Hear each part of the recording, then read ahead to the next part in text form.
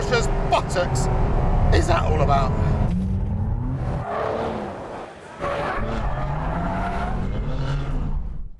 I don't often start driving a car and have to stop, but this time I had to because this is really quite silly. I'm here with Richard Tuthill, who created this thing called the 911K.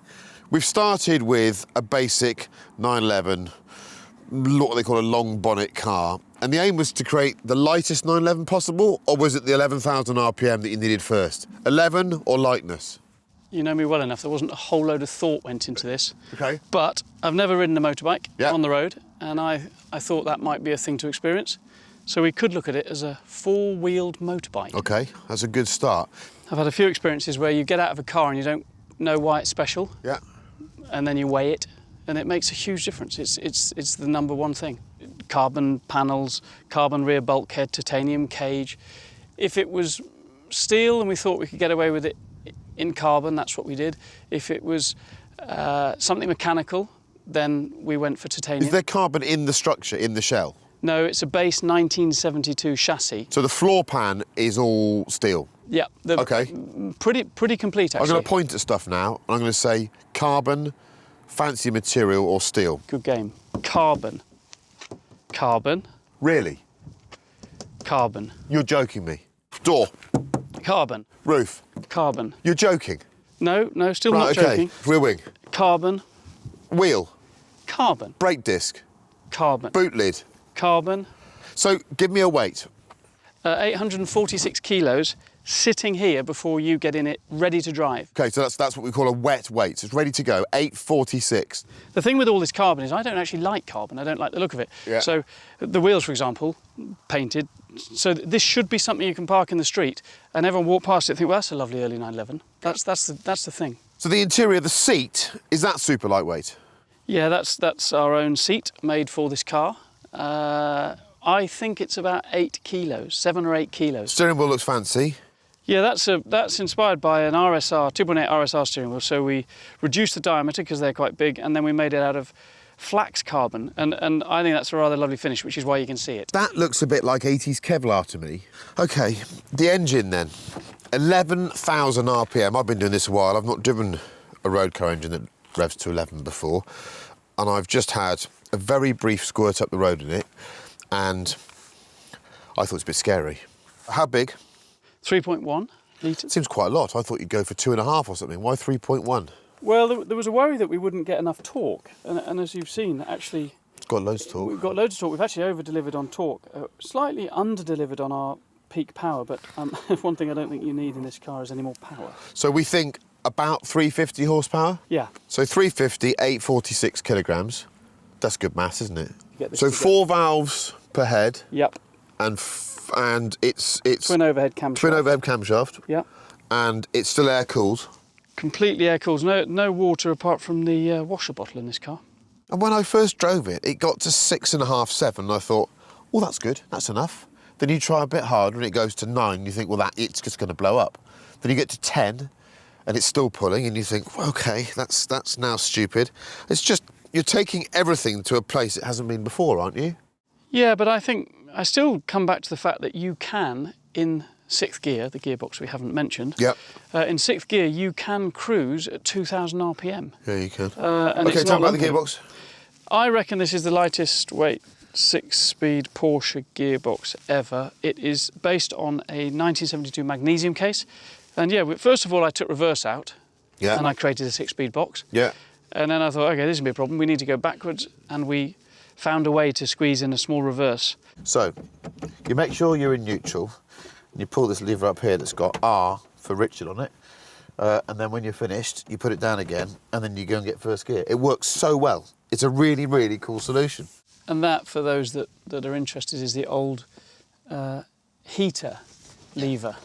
So you're not actually putting the heat on at that point. Driver position's a bit offset, like it is in all 911s. That's your own rally pedal box, isn't it? Yep, spaced accordingly. Cracking pedal box, that. You can just roll onto the throttle just nicely.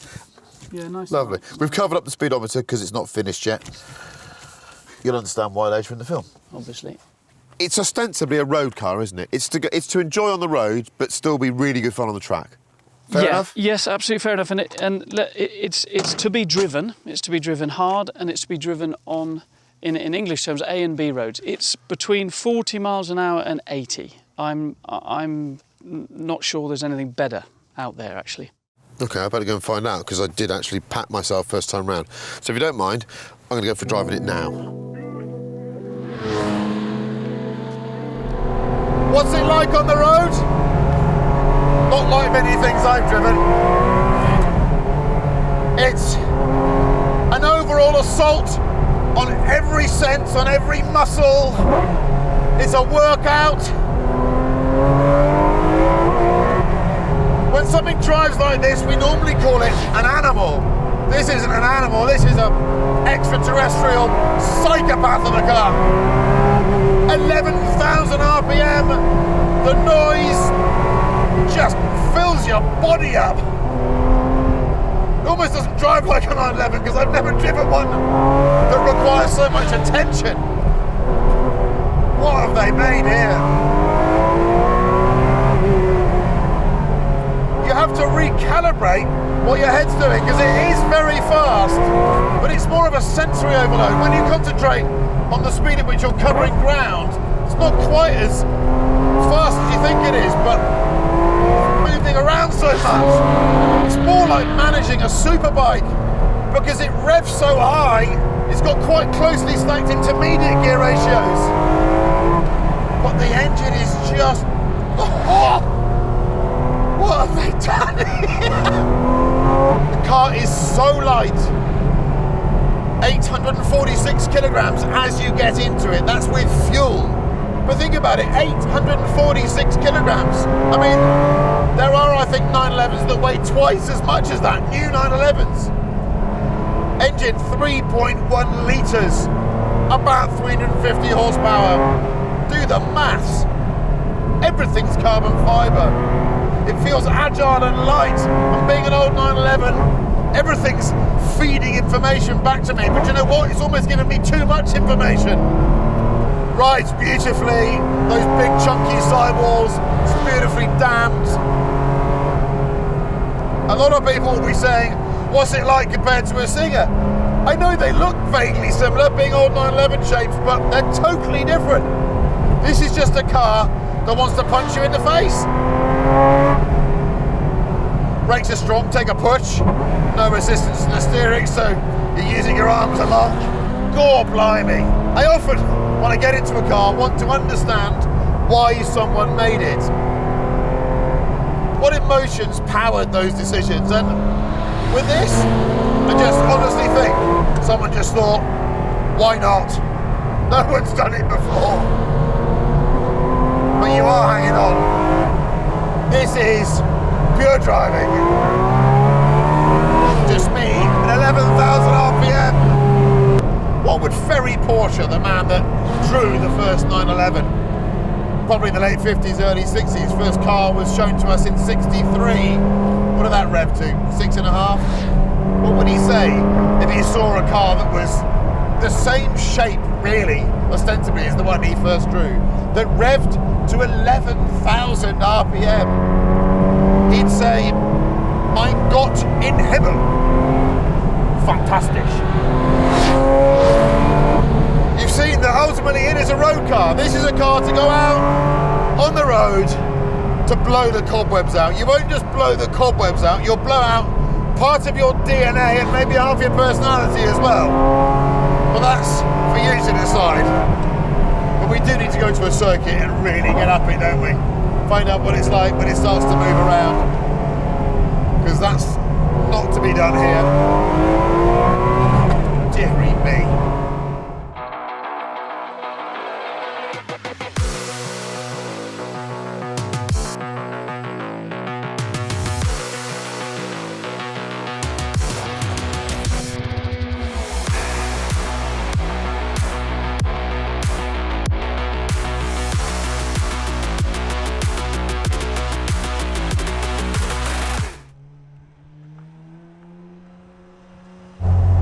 Very helpful advice. Thank you very much, sir. Will it do 120? Skid risk. That's how we like it. Let's go straight before we do that. Here we go then. I don't think I've ever driven a car with so little power relative to modern cars that I'm so intimidated by. So little mass. We've now walked around it, you know all about the tech and the obsessional attention to detail. We're at Blyton, a little test track in the north of England. It's pretty as hell. It's narrow, it's technical, and I've got 11,000 RPM to play with. Takes quite a bit of initial steering input to get the car turned. The wheel's quite light off centre, but really weights up when you're in the corner. So it's a steer it from the shoulders job. Don't forget it's an old 911 this, so we've got trailing arm rear, got some nice dampers, real deliberate gear change from that 915 box. That flipping noise! That's at 6,000 RPM, another 5 to go.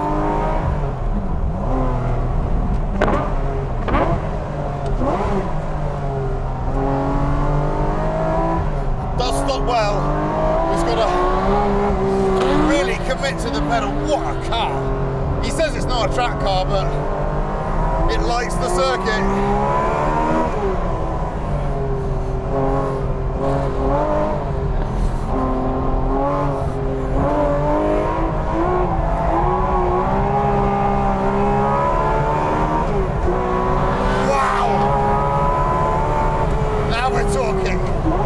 A monster.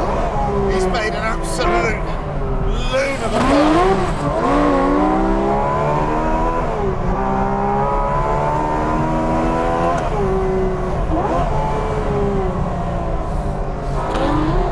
There's not much else out there like this.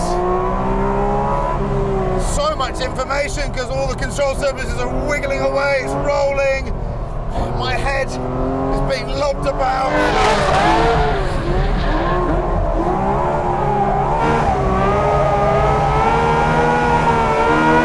11,000 RPM, baby! Okay, I think you can see I quite like it.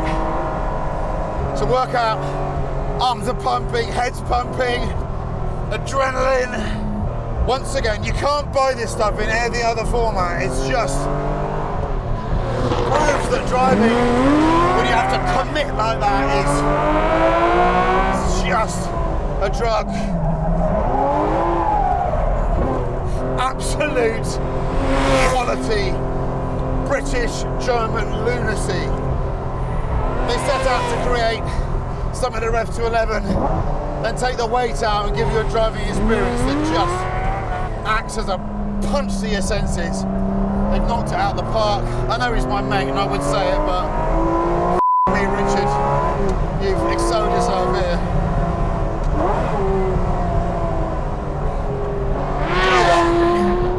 I've had a morning to get used to this thing, but he's quite good at driving these 911s, Richard. There's no better way to end a day than sitting with your buddy driving like a dick. Let's go and pick him up, slot him in the driving seat, and then we can just giggle our way to the end of the day. Oof, I think I need a break anyway. You know what we say about end of day cocking about? Just have a laugh, I want to get home. Have you done a lap yet? No. One. Brake, brake, brake, brake, brake, brake, brake. Dick. Third. That's third gear. This one's second. Watch out for the cameraman.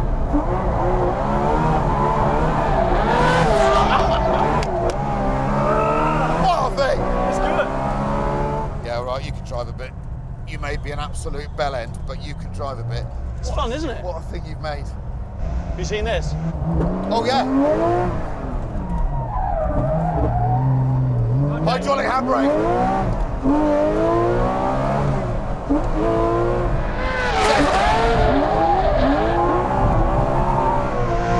Second? Yes. Yeah! 10-4 at the apex. Third, stay third. I'm back in now. Yes, Richard!